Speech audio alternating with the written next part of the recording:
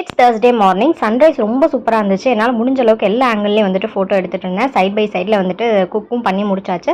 பாப்பாவுக்கு வந்து lunch box pack பண்ணிடலாம். பாப்பாவுக்கு என்ன லஞ்ச் பேக் பண்ணேன்னு பார்த்தீங்க அப்படின்னா, வெண்டைக்காய் காரக்குழம்பு தான் வச்சுருந்தேன்.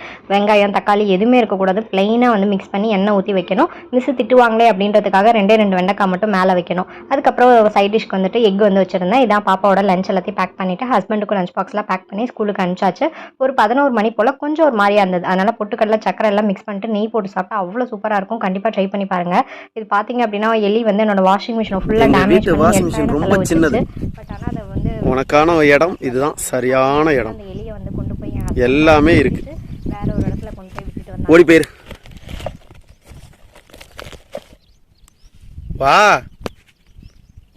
அட அதுவும் அப்பாடா தப்பிச்சோம் வந்து ஓடிடுச்சு. ஸோ இதோட vlog வந்து முடிச்சுட்டேன்.